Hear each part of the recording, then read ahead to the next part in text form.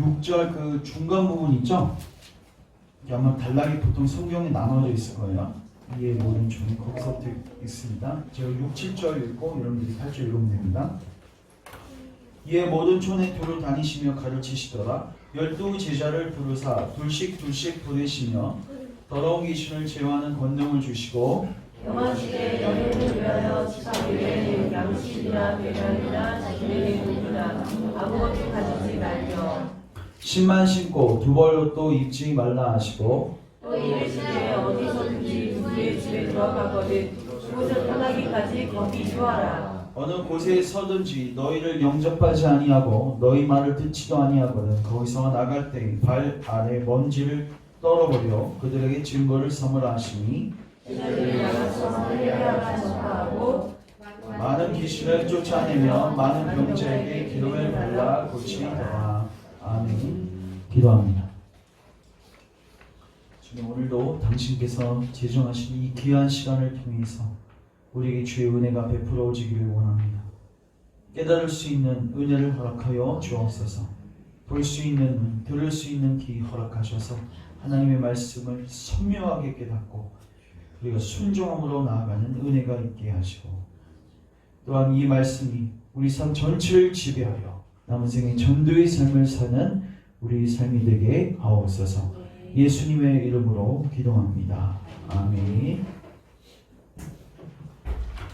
오늘은 마가복음 6장 6절부터 13절 7절부터 13절로 가도 되겠네요. 7절부터 13절 말씀을 가지고 따라하겠습니다. 하나님 나라 사역의 원리 하나님 나라 사역의 원리라는 제목을 가지고 주님의 말씀을 증거합니다. 우리가 지난 시간에 예수께서 고향에서 배척받으시는 장면을 살폈습니다. 고향에서 열심히 복음을 증거하셨는데 아주 소수만 예수님을 믿었고 예수님의 놀라운 권능을 받음에도 불구하고 소수만 예수님께로 나왔습니다. 그래서 예수님이 그리고 제자들이 어떻게 생각했냐면 6절 보시면 믿지 않음을 이상히 여기셨더라. 그러니까 상식적으로 보면 정말로 믿어야 하는 순간인데 맞죠? 그 놀라운 권능을 받으면 믿어야 하는데 믿지 않았던 거예요. 자, 이제 그래서 그러면 예수님 전도 사역을 포기하셨는가? 아니죠. 열심히 또 전도하십니다. 이에 모든 촌에 두루 다니시오. 이제는 복음은 어떻게 해요? 그 고향 땅에 한정된 게 아니라 이제 나아가시는 거죠. 그러니까 여기도 이제 하나님의 섭리가 있는데 어떤 지체가 믿지 않고 어떤 지역을 믿지 않으면 하나님의 계획이 실패된 게 아니라 옆으로 옮기라는 하나님이 다른 신호가 될 수 있다는 것입니다. 이게 사도행전에서 우리가 보게 되는 거죠. 하나님께서 스데반을 순교시키실 때 교회는 끝장났구나 생각했는데 오히려 교회가 퍼져가는 한 디딤돌이 되었습니다. 그래서 이제 구주께서 이에 모든 촌에 두루 다니시며 뭐 하셨더라? 가르치셨더라. 근데 중요한 건 예수님께서 성육신 하신 이후에는 무슨 제약을 받으셨냐면 공간과 시간적 제약을 받으십니다. 원래 하나님은 시간과 공간을 초월하신 분이시죠. 맞죠? 제약이 전혀 없었어요. 오늘 우리의 예배를 받으시는 동시에 다른 지구 반대편에 있는 수많은 나라들에서도 신자들의 기도와 찬양의 소리를 동시에 듣고 계십니다. 맞죠? 편재하시고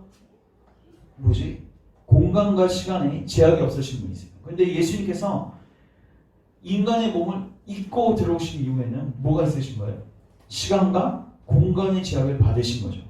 그래서 예수님께서 혼자 사역을 감당하지 않으시고 제자들을 세우시고 제자들을 보내십니다. 자, 그래서 오늘 우리가 제자들을 보내시는 그 내용들을 살피는데 일명 전도로 파송하신 거예요.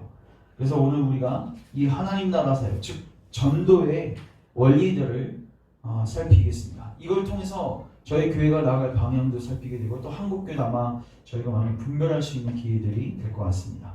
자, 먼저 7절 같이 한번 읽겠습니다. 시작. 그 제자들을 부르사 보내시며 더러운 귀신을 제어하는 권능을 주시고. 자, 사역의 원리 첫 번째는 공동체적 사역입니다. 따라하겠습니다. 공동체적 사역. 12제자를 부르시는데 몇씩 보내세요? 둘씩 보내십니다. 실질적으로 여러분 사도행전 보면요, 사도 베드로가 혼자 사역하냐? 누가 꼭 같이 다녀요? 앞부분에 뭐야? 요한하고 같이 다닙니다. 설교할 때도 요한하고 같이 있어요. 그 사도행전 3장에 보시면 안전뱅이 일으킬 때는 누가 같이 있습니까? 사도 요한.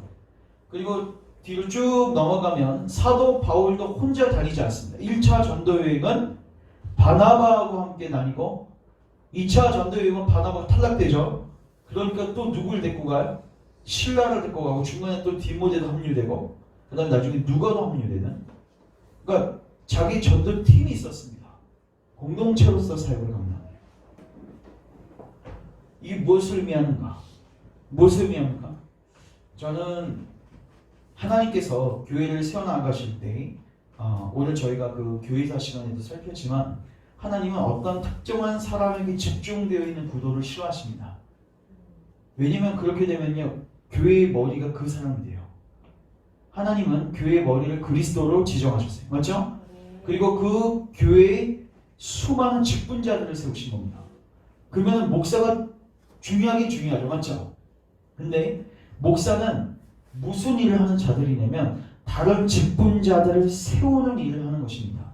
이건 이제 에베소서 4장 11절 12절에 나와 있는데 저를 보시면 하나님께서 구주께서 교회에 목사를 주셨어요. 맞죠? 굉장히 중요한 직분입니다. 하나님의 말씀을 선포하기 위해서 주신 직분이기 때문에. 근데 목사가 말씀을 열심히 선포하면 교회에 어떤 은덕들이 일어나게 되는가? 성도들이 일단 온전케 돼요. 한 사람 한 사람이 바르게 세워진단 말이에요. 그러면서 동시에 어떻게 되냐면 교회에서 work of service, 영어 성경에 이렇게 돼 있어요. works of service, 서비스하는 일, 이해되시죠? 한글 성경에서는 봉사의 일가 하나님께서 교회 목사를 주시는 이유는 성도들로 하여금 온전케 되어져서 교회에서 봉사의 일을 감당하게 하게 하시기 위해서. 그러니까 교회에서 목사가 열심히 사역하면 성도들이 어떻게 돼야 돼요? 세워져야 되고 직분자가 세워져야 되고 은사대로 교회를 뭐 해야 돼요? 섬기는 거예요. 혼자 섬기는 게 아닙니다. 무슨 음식점 돼가지고 여러분들이 무슨 음식 먹으러 온 고객이 아니란 말이에요. 주인의식이 있어야 되는 거예요. 여러분들도 교회를 뭐 하는 존재예요? 섬기는 존재예요. 근데 오늘날 이게 이상하게 됐어요. 목사는 섬기고 여러분들은 누리는 존재. 여러분 맞아요. 누려야 돼. 맞죠? 먼저 잘 누리고 여러분들이 온전케 돼야 돼요. 그러나 궁극적으로 여러분들도 어떻게 해야 돼요? 교회를 세워나가는 일에 힘쓰셔야 되는 거예요. 그래서 거기서 보면 온전케 되어 그리스도의 봉사일을 감당하게 하고 그러면서 빌트업, 교회가 빌트업 되어진다고 성경에 표현이 되어 있어요. 그래서 이 사역을 위해서, 그러니까 결국 목사는 혼자 사역하는 게 아니라 뭐예요? 공동체적으로 사역하는 것입니다. 이건 전도를 나갈 때도 마찬가지고 지역에서 교회를 섬길 때도 마찬가지예요. 특별히 여러분들이 섬길 수 있는 일들은 무엇입니까? 은사대로 섬기시면 되는 거예요. 일단은 목사는 가르치는 일을 해야 되겠고 또 장로님들은 뭐 하시는 거예요? 다스리는 일을 해야 되는 거예요. 오늘 저희가 또 봤지만 성경에 보면 로마서 12장에 다스리는 자는 무함으로 부지런함으로 섬기라고 되어 있어요. 왜 부지런해야 될까요? 여러분 컨트롤한다는 게 쉬운 게 아닙니다. 가장들, 자녀를 양육할 때 부지런하지 않으면 애들 방치하게 돼요. 맞죠? 엄청 부지런해야 합니다. 한 사람 한 사람 신방해야 되고 살펴야 되고 또 어떤 섬기는 직분들이 있습니까? 구제하는 일, 위로하는 일. 로마서 12장에 보면 은사가 많잖아요. 그러니까 결국 교회는 뭐 하는 거다? 같이 세워나가는 거다. 전도를 하든 뭘 하든 간에 하나님 공동체적으로 이걸 감당하게 하셨어요. 그 공동체적으로 감당하게 되면 특징이 어떻게 되는가? 사람이 드러나지 않습니다. 어떤 특정한 사람, 카리스마 있는 사람이 드러나지 않아요. 근데 오늘날 개중 어떤 교회에서는 어떤 목사 혹은 어떤 부흥 강사, 어떤 카리스마적인 어떤 신적인 존재 같은 사람이 와서 교회를 흔들어 버리는데 저는 그 모임 속에서는 10중 8구 사람들이 그리스도에게 주목하지 않는 것을 경험하게 됩니다. 이거는 교회의 사역 원리에 맞지 않아요. 그래서 여러분들이 교회에서는 한 명 한 명 이렇게 공동체가 세워져야 되고 연합해서 사역을 감당하는 교회가 될 수 있도록 기도하셔야 됩니다. 이게 사역의 첫 번째 원리입니다. 그러니까 이 사역은 이렇게 감당하게 되면 어떻게 돼요? 다 한 후에 누가 영광 받으세요? 하나님이 영광 받으시는 구도가 돼요. 여러분들이 혼자 가서 뭐 하면요, 사람들이 여러분 칭송하겠죠, 맞죠? 근데 집단으로 가서 하면요, 이게 그 사람에게 포커스 맞추는 게 감소가 되어지고. 두 번째 사역의 원리 따라갑시다. 주님이 주신 권능으로 사역을 하는 것이다. 여러분 권능이 뭐죠? 권능? 뭐의 약자일까요? 뭐의 합성어일까요? 뭐요? 주권. 권세와 능력 맞습니다. 자, 권세와 능력인데 권세하고 능력은 뭐죠? 뭔 차이가 있죠? 권세 이런 겁니다. 여러분 경찰이 있습니다. 경찰이 10톤 되는 트럭을 잡을 수 있어요, 없어요? 있어요, 없어요? 경찰이 스톱하면 서야 되죠, 맞죠? 뭐가 있는 거예요? 권세가 있는 거예요. 그게 권세예요, 맞죠? 근데 중요한 건 본인이 자기 힘으로 그거 멈출 수 있습니까? 그럴 수는 없죠. 그러니까 권세는 있지만 뭐는 없는 거예요, 사실? 능력은 없는 거예요. 그래서 때로는 어떤 그 경찰은 당하죠. 제가 그 예전에 한번 유튜브인가 어디선가 본 적이 있는데 미국에서는 총기를 다 갖고 다니잖아요. 근데 경찰이 그래서 굉장히 민감하게 반응해요. 잘못했다면 자기 목숨이 날아가요. 근데 한번 경찰이 그 교통 위반으로 한 그 사람을 잡았는데 그 사람 누구냐? 월남전 참전했던 용사였던 거예요. 당연히 총기를 소지하고 있었고 둘이서 1대1로 총격전하는데 누가 이겼겠어요? 총을 쏴본 사람이 이겼겠죠. 근데 20대 초반인데 그 사람이 완전 그걸 생생하게 다 녹음을 해서 이렇게 올렸더라고요. 근데 그게 현재 경찰 그 미국 경찰들이 경찰이 되기 위해서 본 동영상 중에 하나인데 교육절. 그만큼 신중하게 오직 그 범죄자들을 뭐 하는 거예요? 제압하라는 거죠. 근데 중요한 거는 당할 수밖에 없단 말이에요. 왜? 뭐가 없어요? 권세는 있는데 국가로부터 주어진 권세는 있는데 뭐는 없어요? 능력은 온전치 않은 거예요. 근데 잘 보세요. 예수님은 다니셨을 때마다 뭐가 있으셨나요? 권세가 있으셨어요. 맞죠? 그러니까 귀신들이 어떻게 돼요? 막 드러나기 시작하고 귀신들이 예수님 앞에서 무릎 꿇기 시작하고 떨기 시작한단 말이에요. 맞죠? 근데 놀랍게도 예수님은 권세만 있는 게 아니라 나가라 하면 어떻게 돼요? 그냥 그 즉시 나가는 거예요. 말로 그냥 나가라고 하면 막 나가는 거예요. 그러니까 예수님이 이 권능을 갖고 사역하셨는데 중요한 건 이 권능을 누구에게 주셨는가? 제자들에게 주신 거예요. 자, 우리 3장 한번 가보세요. 마가복음 3장. 이미 우리가 예수님께서 제자들을 세우시는 그 부분에서도 봤는데 14절, 13절 보시죠. 또 산에 오르사 자기가 원하는 자들을 모아니 부르심이 나온지라 이 12를 세우셨으니 자 목적이 있어요. 이는 자기와 함께 있게 하시고 교제케 하기 위해서. 두 번째 보내사 전도도 하며. 세 번째 15절 같이 읽습니다. 시작. 귀신을 내쫓는 권능도 가지게 하려 하십니다. 잘 들으십시오.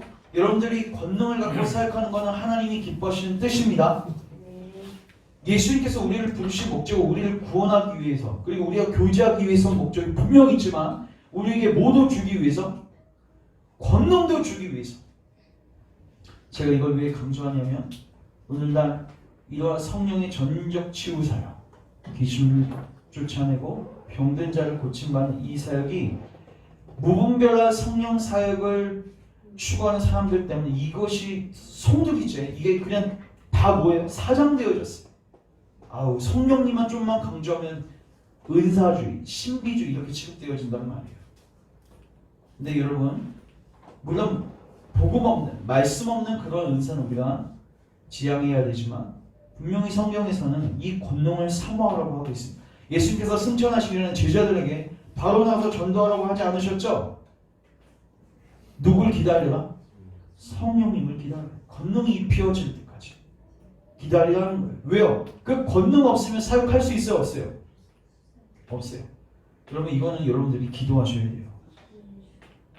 주님 교회에 이러한 권능을 주십시오. 이러한 성령의 부어주심을 주십시오. 또 어떤 분들은 이거는 초대교회만 한정된 일이다 이렇게 얘기하세요. 정말 그럴까요, 여러분? 여러분 이거는 한번 찾아보세요. 마태복음 28장 조금 앞에 있습니다.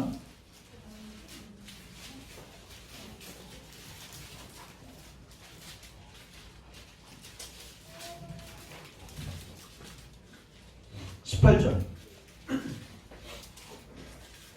예수께서 나와 말씀하여 이르시되 하늘과 땅의 모든 권세를 누구에게?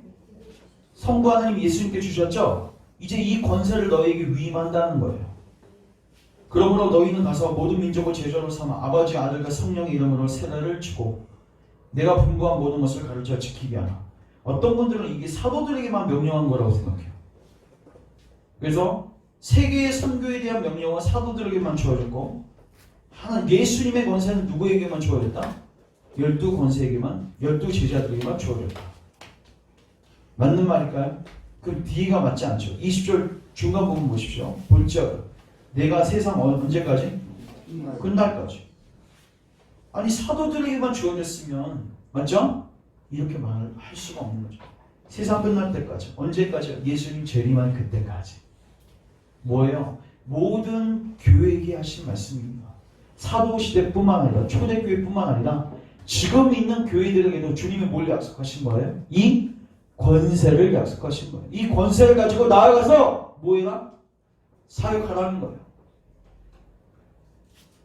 놀랍게도 이거는 초대교회 한정된 교회들 뭐는 하고 있어요? 세례는 베풀고 있어요. 맞죠? 세례는 지금도 지속된다고 하면서 나머지는 못 되어지고 있어요. 이건 우리에게는 해당되는 게 아니야. 이렇게 또 얘기해요. 부분적으로 이걸 적용한단 말이에요. 적용할 거면 다 적용하고 아닐 거면 아니어야 되죠.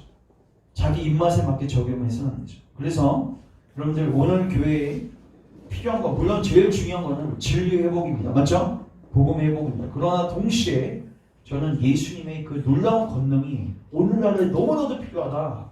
예수님이 직접 이 권능을 주시기 위해서 제자를 부르셨다고 명시하셨습니다. 그리고 사도행전은 이 권능이 있기 때문에 놀라운 회심의 역사들이 일어날 수 있습니다.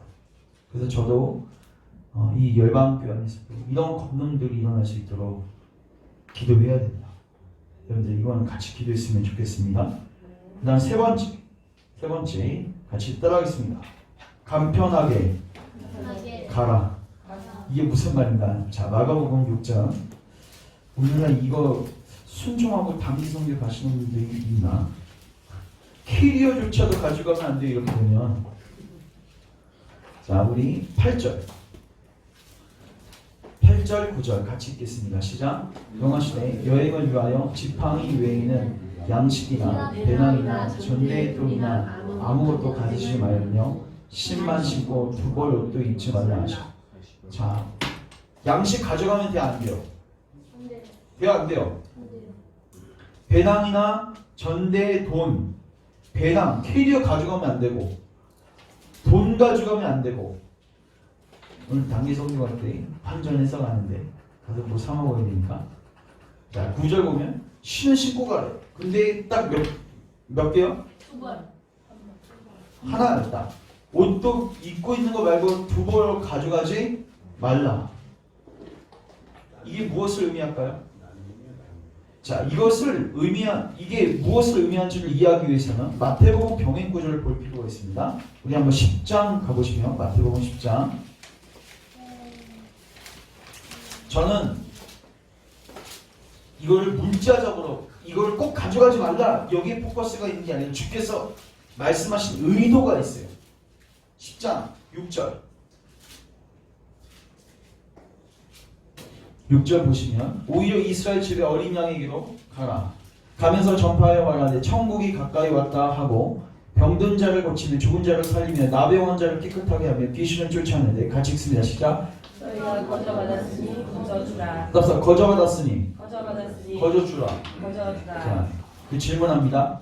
뭐를 거저받았고 뭐를 거저주라는 것입니까? 뭐를 거저받았고 뭐를 거저주라는 것입니까? 은혜. 6, 7, 8절에 근거하면 어떤 은혜 특별히? 영적인 복들이죠. 맞죠? 맞죠? 이걸 너희가 뭐 했다? 거저 받았으니까 가서 뭐 해라? 거저 주라는 거예요. 자, 그러면서 9절 같이 읽습니다. 시작. 너희 전에 금이나 음이나 동을 가지지 말고 여행을 가며 배낭이나 두발 옷이나 신이나 지팡이를 가지지 말라. 이는 일꾼이 자기의 먹을 것을 자 9절 10절을 근거하면 이러한 것들을 오히려 니네가 줘야 되는 게 아니라 뭐 하는 거다? 니네가 받아야 하는 거다. 이해되시죠? 자, 우리가 전도 사역을 할 때 이걸 분명히 합니다. 우리가 줘야 할 게 뭔지를 분명히 하는 거예요. 왜 이걸 말씀드리냐면 그냥 8절만 딱 띄워놓고 뭐를 하는 경우가 있냐면 육체적인 것들, 물질적인 것들 이런 것들을 주는데 모든 사역을 헌신하는 경우를 제가 많이 봤어요. 안타깝게도 저는 이제 단기 선교를 한 2번 갔었는데 물론 복음 선포하는 사역도 있었지만은 가면 주로 어떤 사역이냐면 한국이 좀 그래도 이제는 잘 사는 국가죠, 맞죠? 그러니까 뭐 이렇게 그들의 환심을 살 수 있을 만한 어떤 구체적인 뭐 비누 같은 거나 혹은 뭐 생필품 같은 거나 이런 것들을 잔뜩 싸가지고 하고 제가 아직도 기억나는데 한 번 단기 선교 갔을 때는 바자회 때 모은 옷들을 다 가지고 왔는데 그거 비행기에다 싣고 막 옮기는데 얼마나 힘들었는지 가서 그 옷 배분하고 뭐 이거는 시간 엄청 많이 소비했어요. 실질적으로 가서 복음을 증거하는 데는 거의 하나도 시간을 쓰지 못했던 것 같아요. 그러니까 우리는 잘 들으세요. 예수님께서 왜 이런 것들을 가져가지 말라고 했을까? 물론 첫 번째 의미는 이겁니다. 너희들이 하나님의 나라 의를 구하면 내가 이 모든 것을 뭐 하겠다? 더하여 주겠다. 하나님 신뢰하고 달리라는 거예요. 이게 첫 번째 의미고 두 번째는 뭐도 있냐면 너희들이 거기 가서 그런 거 줄 사람들이 아니란 말이에요. 너희들이 거기 가서 반드시 줘야 되는 거야. 거저 받았으니 거저 줘야 하는 그건 뭐냐? 뭐예요? 복음이라는 것입니다. 예수님이라는 것입니다. 오히려 육체적인 것들은 너희들이 뭐 해야 된다? 받아야 된다. 근데 여러분 받는 거 쉬워 안 쉬워요? 어렵습니다. 근데요 어떤 사람은 잘 받을 수 있냐면요 자기가 주는 게 얼마나 가치 있는 걸 아는 사람은 잘 받습니다. 여러분 보세요. 여러분들이 누군가에게 한 1억을 꺼줬다고 생각해보세요. 그럼 그 사람이 밥 사줄 때 여러분 잘 얻어먹을 수 있어요? 없어요? 쉽게 얻어먹을 수 있죠. 맞죠? 편하게 얻어먹을 수 있습니다. 사도들은요 자기가 주는 것들이 뭔지를 알기 때문에 받는 거에 대해서는 어떻게 되세요? 물론 사도들이 뭔가를 빼먹으려고 하는 목적으로 그들에게 간 건 아니에요. 맞죠? 분명히 주려고 갔습니다. 그러나 줬을 때 그들이 육체적인 것으로 섬겼을 때는 그걸 어떻게 했어요? 여러분 사도들에게 재산을 갖다 바치잖아요. 맞죠? 내가 가면 어떻게 이걸 받을 수 있어? 그거 다시 가져가세요. 그렇게 했습니까? 싹 다 걷어버렸습니다. 싹 다 걷었다고요. 그게 왜 가능했어요?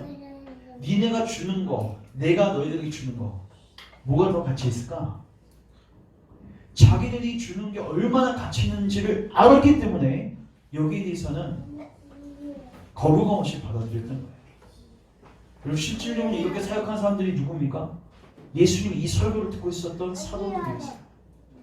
사도행전 3장 가시면 찾지 마시고 베드로와 요한은 안진뱅이를 일으킨 다음에 일으킬 때 은과 금은 내게 있다 없다? 없다. 근데 내게 있는 것으로 내게 주노니 은과 금은 없어요. 그건 내가 오히려 뭐 해야 될 거예요? 받아야 될 거예요. 근데 내가 입는 게 있다. 그게 뭐다? 예수 그리스도라는 거예요. 그게 내가 거저 받은 것이고 그걸 거저 주기 위해서 내가 왔다는 거예요. 제가 사도행전 3장에서 로이드 존스 목사님 예전에 사도행전 설교했던 걸 읽은 기억이 살짝 나는데 오늘날 교회에서 예수 그리스도는 증거하지 않고 뭐만 주고 있어요? 은과 금만 주고 있다. 성도들 오면 새신자들 오면 뭘로 마음을 붙잡느냐는 거예요. 예수님 주냐는 거예요. 그렇지 않죠? 뭘로 주는 거예요? 은과 금으로.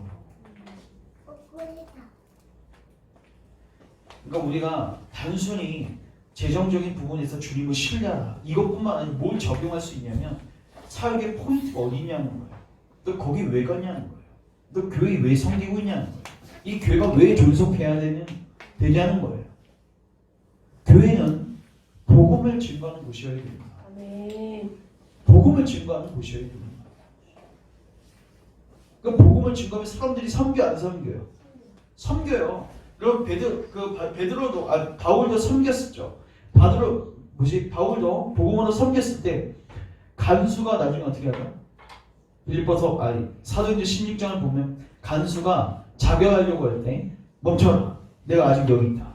그러니까 주 예수를 믿으라. 그러면 너와 내 집이 구원을 받으리라. 그때 간수가 어떻게 하죠? 자기 집으로 바울을 뭐하죠? 초대해서 몸에 상처난 부분을 씻겨주고 먹을 거 주고 섬기죠. 바울이 거기서 내가 가면 어떻게 제손에서 그런 거 받을 수 있겠어? 그러지 않았어요. 그건 어떻게 했어요? 받았습니다. 왜요? 자기가 준 그 복음의 가치가 너무 위대하기 때문에 그걸 받은 거예요. 그러니까 오늘날은 자기가 주는 게 없으니까 받는 건 또 미안해요.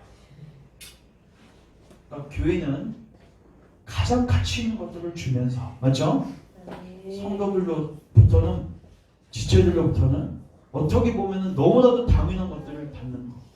그러나 물론 받기 위해서 사역하는 건 아닙니다.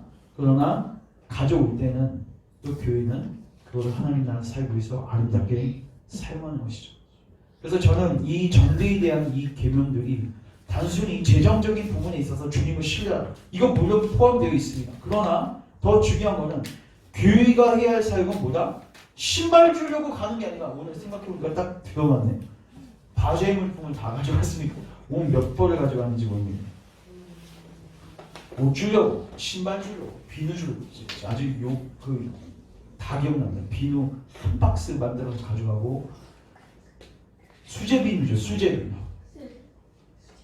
그러니까 이제 제가 대만에 갔는데, 대만에서도 이제 시골 같은 화롄 같은 지역 가면요 정말 못 살아요. 한국에 있는 그 시골보다 훨씬 낙후되어 있는 지역이 거리 빈민촌 아이들 같은 애들이 막 돌아다녀요.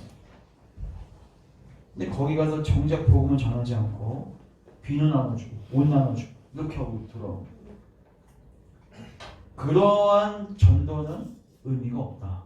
물론 그게 매개체가 돼가지고 복음을 증거할 수 있는 자리까지 가는 거는 어느 정도는 의미가 있다고 보는데, 사도들이 전도한 태도들을 보면, 그런 모습들을 보면요 굉장히 담대해요. 아무것도 안 가져가요. 아예 은과 그는 나에게 없다라고 선언하지 않습니다.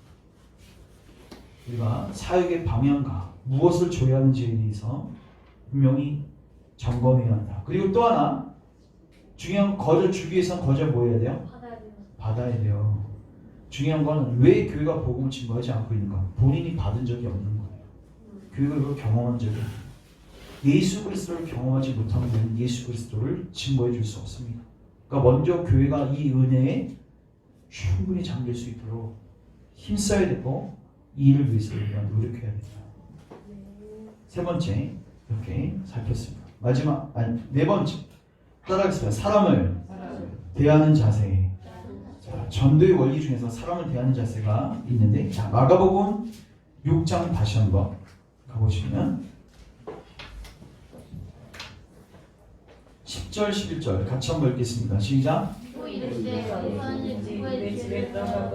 그곳을 떠나기까지 거기 누워라. 어느 곳에서든지 너희를 영접하지 아니하고 너희 말을 듣지도 아니하거든 거기서 나갈 때 발 아래 먼지를 떨어버려 그들에게 증거를 삼으라 하시니. 자, 일단은 누구의 집에 들어가 이렇게 돼 있죠. 10절. 누구의 집에 들어가라는 거죠? 여러분 10절에 보면 어디서든지 누구의 집에 들어가 거기 뭐하라? 유하라. 누구의 집에 들어가라는 거죠? 예? 예수님의 집. 예수님의 집? 예수님 집도 없으셨는데. 자, 마태복음 10장을 보면 이게 분명하게 나와요. 마태복음 10장에 다시 도움을 얻습니다. 마태복음 10장을 보시면 11절 같이 읽습니다. 시작. 어떤 전사가 말에 들어가든지 그 중에 합당한 자를 찾아내어 너희가 들어가든지 거기서 머물라. 자, 누구에게 합당한 자를 뭐예요? 그냥 들어가는 게 아니라 뭐 해야 돼요? 찾아야 돼요. 맞죠? 영어 성경에 search for some worthy person there 이렇게 돼 있으면 search for 찾는 거예요. 그 누굴 찾는가? 합당한 자를 찾는데 뭐가 합당하다는 겁니까?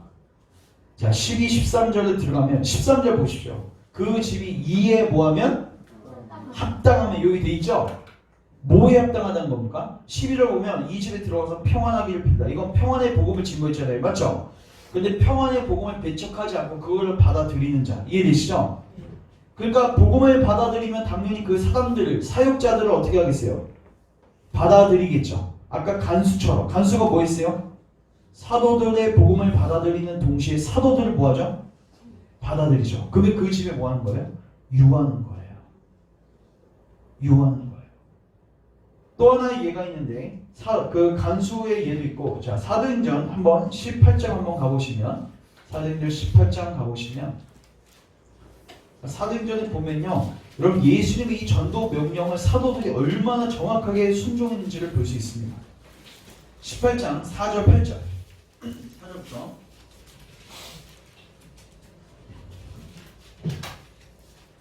자 바울이 고린도에서 전도하는 장면인데 안식일마다 바울이 회당에서 강론하고 유대인 갈릴라인을 권면하고 자 5절 실라와 디모데가 마게도냐로부터 내려오매 바울이 하나님의 말씀에 붙잡혀 유대인에게 예수는 그리스도라 밝히 증언한 그들이 대적하여 비방하오늘 바울이 옷을 털면서 이르되 너희 피가 너희 머리로 돌아올 것이다. 그러니까 자기를 영접하지 않는 즉 합당하지 않는 자는 어떻게 했어요? 발을 털었습니다. 그래서 나는 깨끗하리라 이 이후에는 이방인으로 가리라 하고 자 7절 같이 읽습니다. 시작. 벌써 우리와 하나님을 경외하는 기도입니다. 사람의 집에 들어가니 그 집에 회당이 없다. 또 회당장 그리스도바가 온 지방과 더불어 주를 믿으며 수많은 고린도 사람도 듣고 믿어 세례를 받다. 여기 보면 7절 보시면 어디 들어가죠? 디도 유수도라 하는 사람이 집에 들어가죠? 왜 들어갔겠어요? 초대했으니까 들어갔겠죠. 누구예요 이 사람이? 하나님을 경외하는 자. 바울의 복음을 받아들이겠죠. 저는 이렇게 정의하고 싶습니다. 사도들이 사람을 대했던 태도는요. 사람을 외모로 평가하지 않는다. 이거 잘 들으세요. 오늘날 교회에서 사람을 어떻게 평가하죠? 많은 분들이 사회적 지위가 있냐 없냐, 돈이 좀 있냐 없냐, 외모가 출중하냐 그렇지 않냐, 학벌이 있냐 없냐 이런 것들로 판단하는데 사도들은 그렇게 보지 않았습니다. 이 사람이 내가 증거한 복음에 합당하게 반응을 하는가, 합당하게 반응하지 않는가. 합당하면 그 사람이 거지 같은 사람이라도 그 사람 집에 들어가서 유하고 교제합니다. 근데 합당하지 않으면 왕이라도 뭐예요? 대면하고 책망하는 거예요. 뒷부분에 가면 벨릭스, 베르스, 아그리파 왕 거기 앞에서 복음을 증거하는데 무슨 타협하고 그런 거 일절 없습니다. 그냥 하나님의 심판을 강력하게 선포하는데 제대로 반응 안 하죠. 어떻게 해요?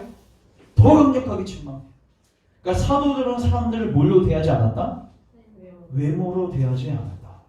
그럼 하나님이 대신으로서 뭐만 한 거예요?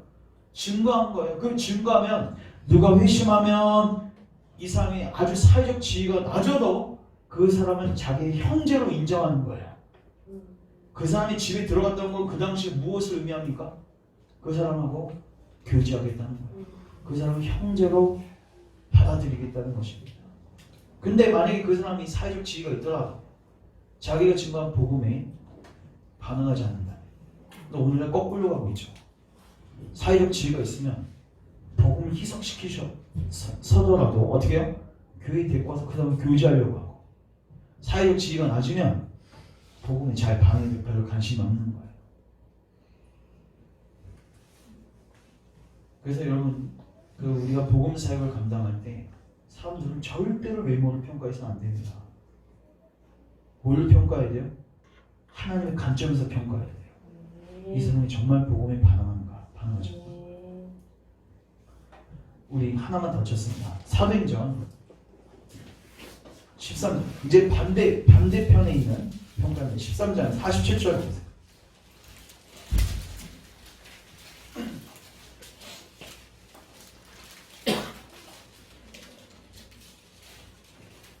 (44절부터) 봅시다. 그 다음 안식일에는 온 시민이 거의 다 하나님의 말씀을 듣고자 하여 모이니 유대인들이 그 무리를 보고 시기가 갈까요? 바울이 말하는 것을 반박하고 비방하고. 이 사람들이 누구예요?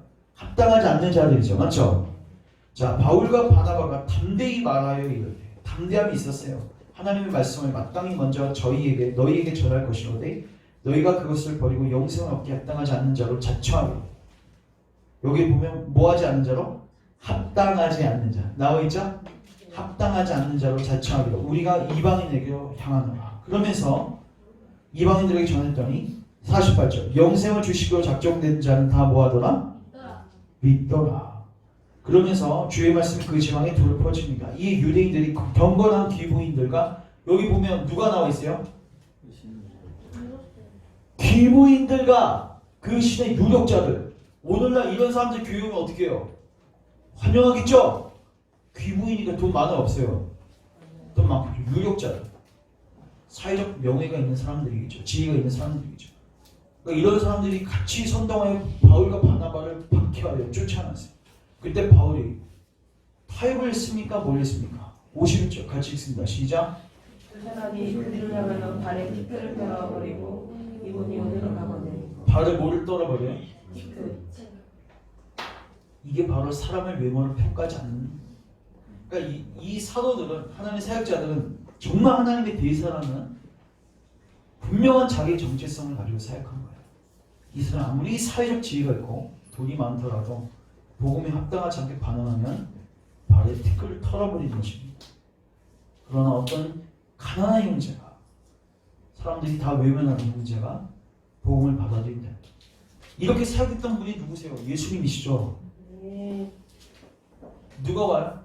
문둥병자 같은 사람들이 예수님에게 오고, 맞죠? 맹인 같은 사람들이 귀신 들린 사람이 예수님에게 오고.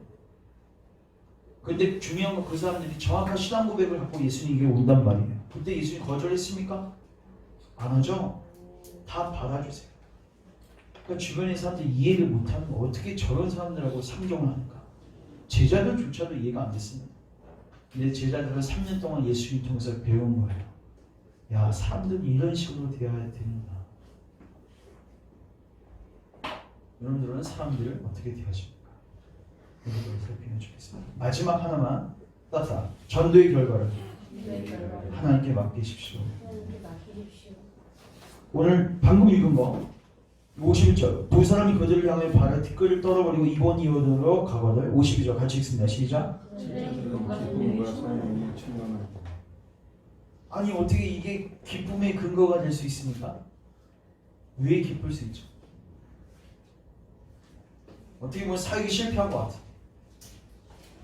그러니까 여러분 이거 잘 기억하세요. 이런 상황 속에서 기뻐할 수 있는 이유는 뭐냐면요, 자기 사업한다고 하는 사람은 절대 기뻐할 수 없어요.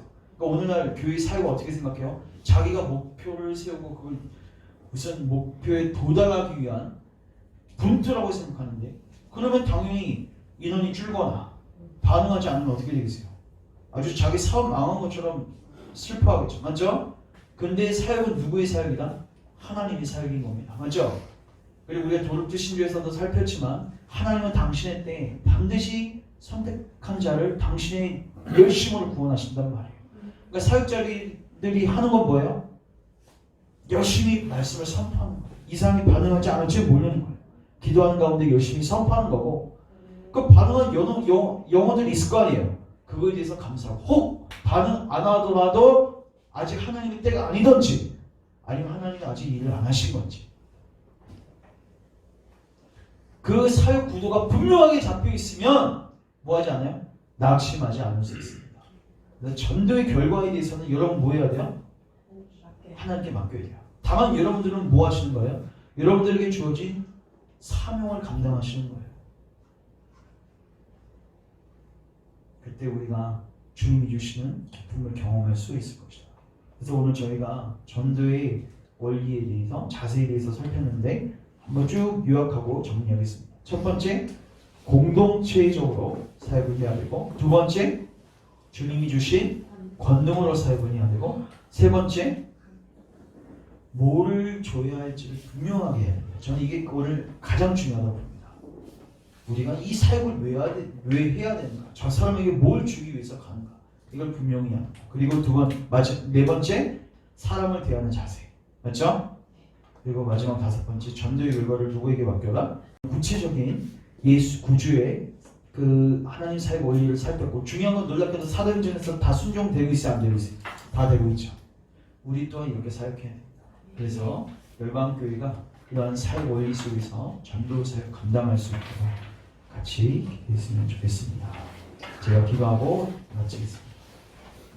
주님, 오늘 또한 구주의 전도 원리에 대해서 강론하신 내용들을 통해서 우리가 어떻게 사역하고 어떻게 전도해야 하는지를 살폈습니다. 참 우리의 모습들을 볼 때도 조국교회 모습을 볼 때 주님이 제정하신 이 원리에서 많이 멀어져 있는 우리의 모습들을 보게 되는데, 주님 우리의 죄를 용서하시고 이제 우리를 회복시키셔서 우리를 바른 사역 원리에 세워주셔서 정말 하나님이 서포트하시고 하나님이 일하시는 귀한 사역의 장이 열려지게 하옵소서.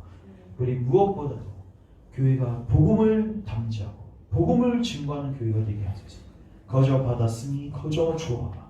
과연 우리가 거저 받은 그 무엇인가가 있습니까? 주님, 먼저 우리가 그 은혜를 충만하게 경험하고 체험하게 하시고 그 은혜를 주는 자를 되게 하여 주시고, 특별히 사람들을 대할 때 예수님의 마음으로 작은 소자를 소중히 여기는 마음으로 대할 수 있는 은혜가 있게 하소서. 사람을 외모로 판단하지 말게 하시고 하나님의 관점에서 판단하고 담대하게 주의 사역을 감당하는 은혜가 있게 하옵소서. 예수님의 이름으로 기도합니다. 아멘.